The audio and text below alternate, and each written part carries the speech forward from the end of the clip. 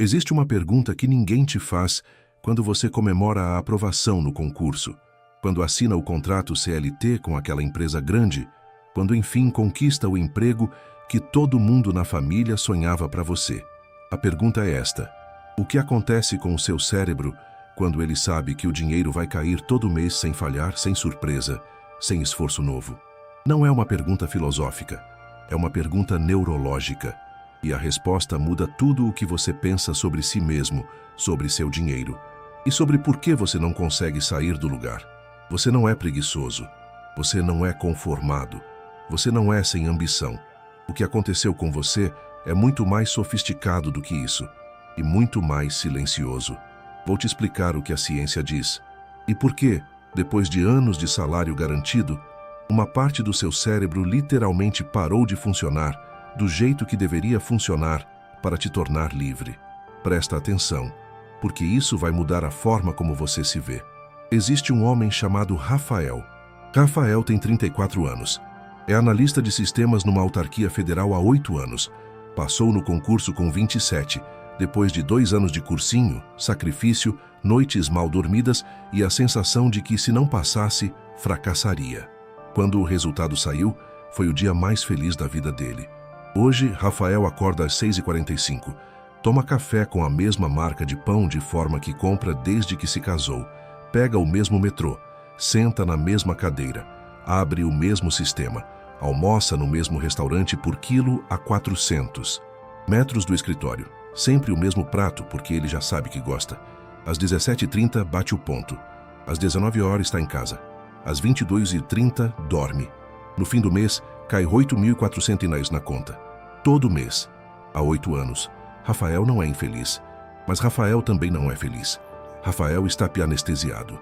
Existe uma diferença enorme entre essas 3 coisas, e ele passou a maior parte dos últimos anos sem conseguir nomear exatamente onde está. Nos domingos à noite, Rafael sente alguma coisa no peito, uma espécie de peso. Não é exatamente ansiedade, não é exatamente tristeza. É mais parecido com a sensação de estar dentro de um cômodo confortável, mas com as paredes se aproximando lentamente, sem barulho, sem pressa, mas sem parar. Ele abre o aplicativo do banco, vê o saldo, pensa: preciso fazer alguma coisa. Fecha o aplicativo, abre o YouTube e adormece no sofá. Isso não é falta de vontade. Isso é o resultado de um processo que começou no primeiro mês, em que o salário caiu, sem que ele fizesse nada novo para merecer. Vou te explicar o mecanismo.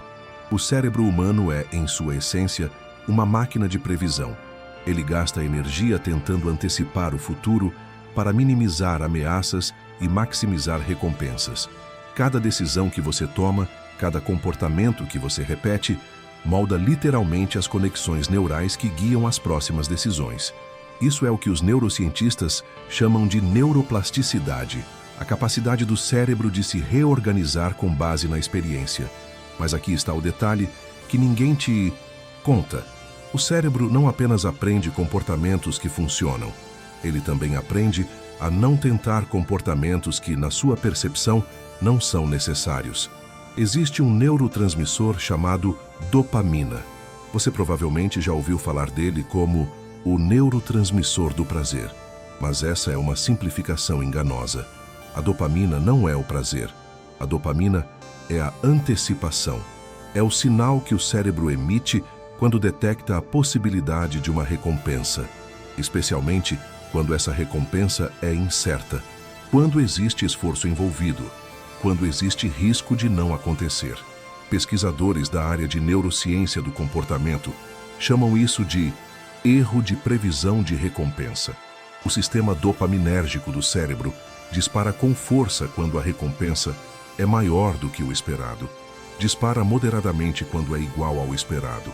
E, crucialmente, gera uma sinalização negativa quando a recompensa esperada não acontece. Isso criou, ao longo de milhões de anos de evolução, um cérebro que busca ativamente novas oportunidades, que testa hipóteses, que assume riscos calculados, que se move em direção ao desconhecido, porque o desconhecido pode conter recompensas melhores do que o já conhecido. Mas o que acontece quando a recompensa se torna completamente previsível? O que acontece quando o dinheiro cai todo dia 5, no mesmo valor, sem variação, sem surpresa, sem relação com nenhuma ação nova que você tomou? A dopamina para de disparar. Não de vez, não da noite para o dia, mas gradualmente, ao longo de meses e anos de salário garantido, o sistema de recompensa do seu cérebro começa a desligar o circuito que deveria te impulsionar em direção a novas possibilidades financeiras. Porque, do ponto de vista neurológico, não há sinal de recompensa a ser perseguido. A recompensa já está garantida. O esforço adicional não gera retorno adicional, pelo menos não de forma previsível o suficiente para ativar o circuito. Isso não é metáfora. Pesquisadores da Universidade de Vanderbilt documentaram como o sistema de dopamina responde de forma dramaticamente diferente a recompensas previsíveis versus imprevisíveis. Recompensas certas geram uma resposta basal. Recompensas incertas, com risco, com variação, geram picos de atividade dopaminérgica que motivam comportamentos de busca. Você foi, lenta e silenciosamente, treinado a não buscar.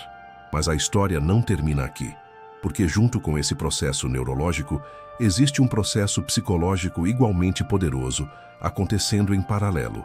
E ele tem um nome que Martin Seligman, um dos psicólogos mais influentes do século XX, cunhou depois de uma série de experimentos que ficaram famosos por serem perturbadores demais para serem ignorados. O nome é desamparo aprendido, e você precisa entender o que ele faz com a sua mente. Em 1967, Martin Seligman e Stephen Meyer conduziram um experimento com cães que mudou para sempre a compreensão da psicologia sobre motivação humana. Eles dividiram os animais em grupos e os submeteram a choques elétricos. Um grupo conseguia interromper os choques apertando uma alavanca. O outro grupo não tinha controle. Os choques aconteciam independentemente do que fizessem. Depois, ambos os grupos foram colocados numa nova caixa, onde seria muito fácil escapar dos choques simplesmente pulando uma barreira baixa. O grupo que havia aprendido a controlar os choques saltou, escapou, aprendeu rapidamente. O grupo que não tinha controle ficou deitado, mesmo podendo escapar, mesmo com a saída visível. Eles haviam aprendido neurologicamente que suas ações não faziam diferença. E essa aprendizagem se generalizou para uma situação completamente nova, onde teriam total controle. Seligman chamou isso de desamparo aprendido. Agora me diz, o que é um sistema de salário fixo, com progressão por tempo de serviço, com promoções que não dependem de performance, com punições que raramente se concretizam e recompensas que chegam independentemente de qualquer esforço adicional? O que é isso, senão uma caixa projetada para produzir exatamente esse estado? Rafael não pula a barreira, não porque a barreira seja alta, mas porque depois de 8 anos, o cérebro de Rafael desistiu de tentar aprender que pular barreiras faz diferença. E aqui está o que torna isso ainda mais complexo. O desamparo aprendido não fica limitado ao ambiente onde foi aprendido. Ele se espalha, ele contamina outras áreas da vida. Rafael não toma decisões financeiras não só no trabalho. Ele não toma decisões financeiras em casa, com investimentos, com projetos paralelos, com qualquer coisa que exija iniciativa em território incerto. A inércia do salário garantido não é uma característica do emprego. É uma característica que o emprego esculpiu no seu cérebro.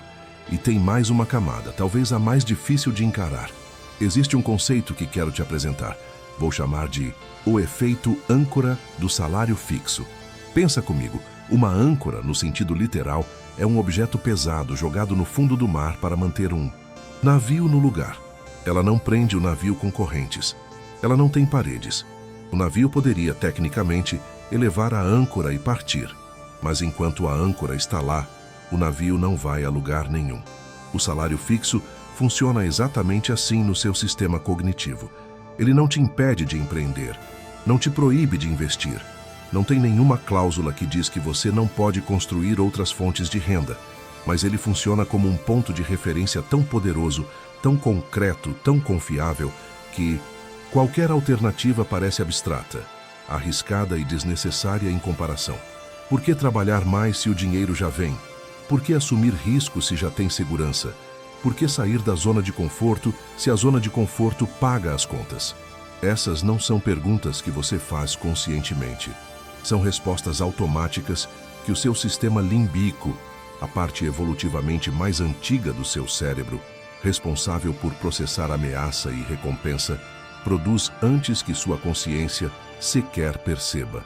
A âncora não corrente. A âncora é narrativa. É a história que o seu cérebro conta sobre o que é seguro, o que é real e o que é possível. E aqui está o ponto que muda tudo. Essa âncora não apenas te mantém parado, ela distorce a tua percepção de risco e de valor. Estudos sobre ancoragem cognitiva, um dos achados mais robustos da psicologia comportamental, documentado por Kahneman e Tversky, mostram que quando você tem um número fixo como referência, todos os outros números são avaliados em relação a ele. Se você ganha 8 mil por mês com segurança, qualquer oportunidade que rende 5 mil harares, mas tem variação, parece pior, mesmo que o potencial de longo prazo seja 10 vezes maior. Você não está avaliando oportunidades, você está comparando tudo com a âncora. E a âncora sempre ganha, porque a âncora é certa.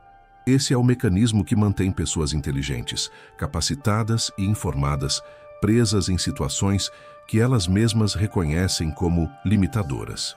Agora vou aprofundar o que o efeito âncora do salário fixo faz com você em camadas. Porque ele não age de uma forma só. Ele age em múltiplas frentes ao mesmo tempo, e cada uma se alimenta das outras. Primeira camada, a atrofia da tolerância ao risco. Risco não é um conceito abstrato, é uma habilidade. Assim como o músculo, tolerância ao risco se desenvolve com uso e se atrofia com desuso. Pensa em alguém que começa a carregar peso. Nos primeiros dias, 5 quilos parece muito. Depois de 3 meses, 5 quilos é aquecimento. O músculo se adaptou. A capacidade foi construída. Agora pensa em alguém que passa anos sem precisar carregar nada pesado. O que acontece com a musculatura? Com a tolerância ao risco, é idêntico. Cada mês que você recebe o salário, sem ter feito nada diferente, sem ter navegado nenhuma incerteza, sem ter apostado em nada que poderia não funcionar, a sua capacidade de lidar com o risco se deteriora. Não porque você seja fraco, mas porque o músculo não foi usado. E quando você, eventualmente, tenta fazer alguma coisa diferente, um investimento, um projeto paralelo, uma mudança de rota, o nível de desconforto que você sente é desproporcional ao risco real. O cérebro interpreta como ameaça o que é, na verdade, apenas incerteza. A pergunta que fica nessa camada é: você está evitando o risco porque o risco é real ou porque o seu músculo atrofiou? Segunda camada, a corrosão da identidade produtiva. Existe uma pesquisa fascinante na psicologia do trabalho sobre o que acontece com a motivação intrínseca quando recompensas externas são introduzidas. Em experimentos clássicos replicados em diferentes contextos, pesquisadores observaram que quando pessoas que faziam algo por prazer passavam a receber pagamento por isso, a motivação intrínseca diminuía. Quando o pagamento era removido, a motivação não voltava ao nível original, ficava abaixo. Os neurocientistas encontraram a base desse fenômeno. Quando o cérebro associa uma atividade a uma recompensa externa previsível, o córtex pré-frontal, a região responsável pela motivação autônoma, pelo planejamento de longo prazo, pela curiosidade, reduz sua participação no processamento dessa atividade. A atividade passa a ser processada principalmente pelo sistema de recompensa basal, não pelo sistema de agência e significado. O que isso significa para Rafael? Significa que quando o trabalho passou a ser apenas o veículo pelo qual o salário chega, algo profundo mudou na forma como o cérebro de Rafael processa o trabalho. A identidade de alguém que cria, que resolve, que contribui, foi sendo substituída lentamente pela identidade de alguém que cumpre para receber. E quando você cumpre para receber por anos a fio, você começa a cumprir o mínimo necessário para continuar recebendo. Não por maldade, não por preguiça, mas porque o cérebro é eficiente. E eficiência significa gastar o mínimo de energia para obter o resultado esperado. O resultado esperado é o salário. O salário não muda com esforço adicional. Logo, esforço adicional é desperdício de energia. Isso é lógica neurológica. É devastador para a construção de riqueza.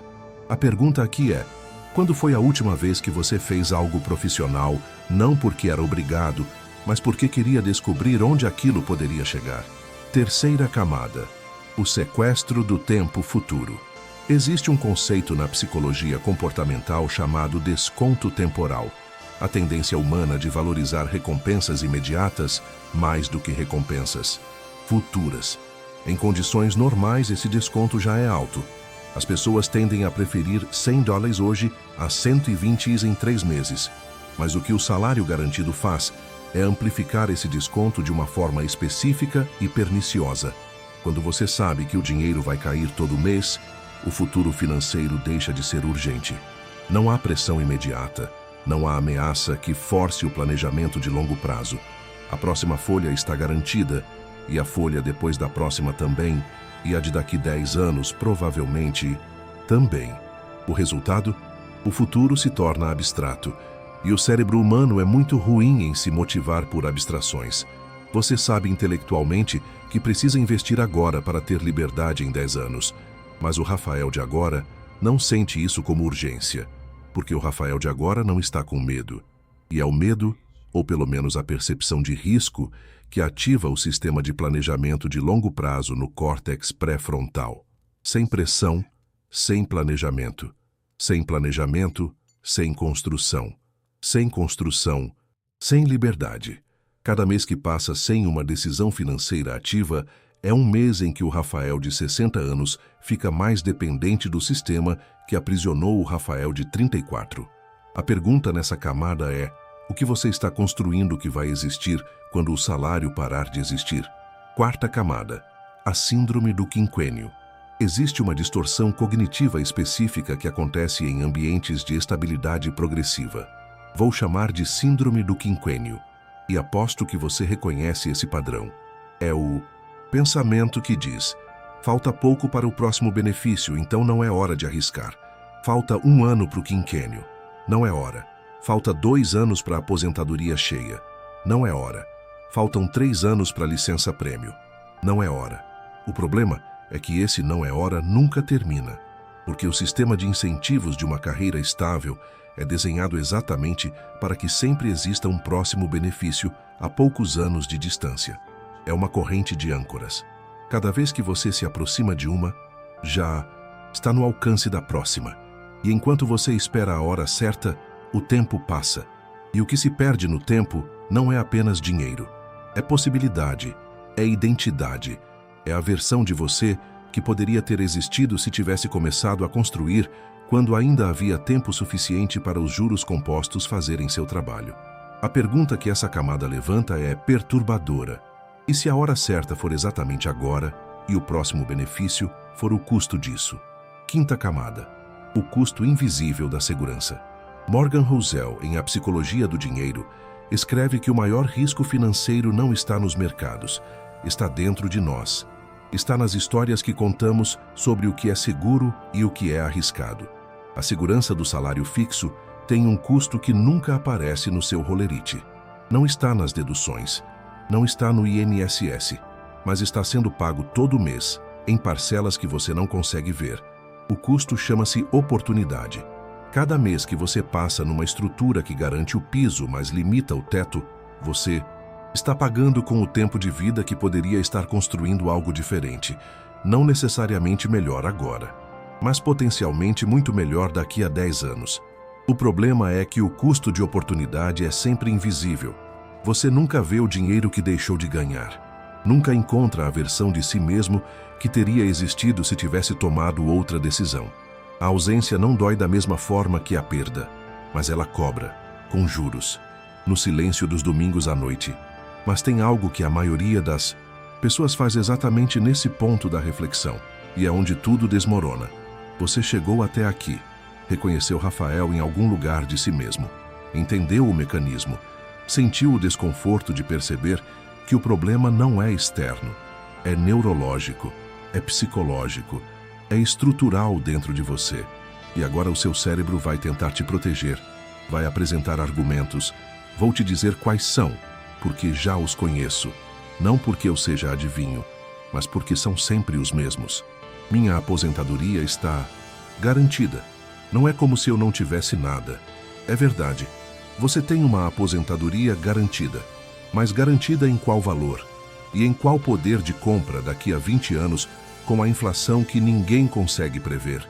E o que acontece com o Rafael aposentado, que nunca desenvolveu a musculatura de gerar renda fora do sistema? Que nunca aprendeu a investir de forma ativa? Que nunca construiu nada além da contribuição mensal que foi descontada automaticamente? A aposentadoria garantida é o teto mínimo, não o teto máximo. E a pergunta não é se você vai sobreviver. A pergunta é como você vai viver. Não é hora de arriscar. A economia está instável. A economia sempre esteve instável. Vai continuar instável. Não existe momento histórico que, olhando em retrospecto, parecesse o momento ideal para assumir risco. Sempre havia uma razão para esperar. Crises, inflação, eleições, pandemia, guerra, juros altos. O que existe é o seu tempo, e ele não espera a economia estabilizar. Minha situação é diferente. Tenho família, filhos, compromissos. Filhos e família são razões para construir mais, não para construir menos. A pergunta não é: posso me dar ao luxo de arriscar? A pergunta verdadeira é: posso me dar ao luxo de não construir nada diferente? Qual o custo real de continuar exatamente onde está? Não o custo financeiro, o custo humano. Quantos domingos à noite você ainda vai acordar com aquele peso no peito? Quantas conversas com seus filhos vão ser sobre: quando eu me aposentar eu faço isso? Quantas versões de você mesmo vão morrer no hiato entre o que você é e o que você poderia ter sido? Isso dói mais do que qualquer perda financeira, porque é uma perda que você carrega acordado, na consciência, no silêncio entre uma coisa e outra. A segurança não é o problema. O problema é usar a segurança como razão para não construir nada além dela. Aqui está o que eu quero que você entenda. E é a coisa mais importante desse vídeo inteiro. O salário fixo não é o inimigo. A estabilidade não é uma fraqueza. A segurança não é uma armadilha. O problema nunca foi ter segurança. O problema é quando a segurança vira identidade. Quando você para de ser alguém que constrói e vira alguém que protege. Quando o esforço de manter o que você tem consome toda a energia que deveria estar sendo investida em expandir o que você pode ter. A transformação não é abandonar a estabilidade, é parar de usá-la como desculpa para não crescer. Existe uma diferença enorme entre tenho segurança, então posso correr riscos calculados sem medo de sobrevivência, e tenho segurança, então não preciso correr nenhum risco. A primeira postura usa a estabilidade como base. A segunda usa a estabilidade como teto. Rafael, depois de 8 anos naquela cadeira, num domingo à noite diferente dos outros, não abriu o aplicativo do banco para ver o saldo. Abriu uma planilha. Não para fazer milagre financeiro, para fazer uma pergunta simples. Se eu tirar R$ 500 do meu salário e começar a construir algo com isso, o que acontece em 10 anos? Não era $500 que iam mudar sua vida naquele mês. Era o ato em si, o sinal enviado ao próprio cérebro de que o movimento era possível, de que a âncora podia ser levantada. O sistema dopaminérgico que havia dormido por anos começou naquele momento a acordar. Não com explosão, com um faísca. E faíscas, com o tempo certo, viram fogo. Rafael não largou o emprego, não fez nada dramático, mas começou a construir algo ao lado do que já tinha. Um investimento pequeníssimo, um curso de curto prazo na área em que sempre teve curiosidade, uma conversa com alguém que já percorreu um caminho diferente, ações pequenas, mas deliberadas, intencionais, novas, o suficiente para que o cérebro aprendesse, novamente, que suas ações fazem diferença. Isso é o reverso do desamparo aprendido. É o que alguns pesquisadores chamam de agência aprendida. A capacidade de retomar o controle, não de uma vez, mas em gestos pequenos e consistentes, que, Reconstroem a crença de que o esforço tem consequências. E tem. Se você chegou até aqui, você já fez algo que a maioria não faz. Ficou com o desconforto. Não fechou a janela quando a coisa começou a doer. Isso já diz algo sobre você. Mas assistir não é suficiente. O insight sem ação é só mais uma história que o cérebro conta para se sentir produtivo sem se mover. Então te faço um pedido simples. Nos comentários, escreve uma palavra, só uma. A palavra que resume o que você sentiu enquanto assistia. Pode ser desconforto, reconhecimento, peso ou qualquer outra coisa que surgiu. Palavras importam, especialmente as que você tem dificuldade de dizer em voz alta. Se você quer continuar essa conversa sobre o que acontece depois desse reconhecimento, sobre como reconstruir a musculatura financeira e psicológica que anos de segurança podem ter atrofiado, o link da comunidade Mente de Valor está na descrição. É o espaço onde essas conversas acontecem com mais profundidade, sem atalhos, sem promessas fáceis. E se esse vídeo fez sentido, se em algum momento você pensou, isso é exatamente o que eu sinto, se inscreve no canal, porque isso aqui não é sobre dinheiro, é sobre entender quem você se tornou e decidir quem você ainda pode ser. Você tem uma âncora. A questão agora é simples. Vai deixá-la no fundo do mar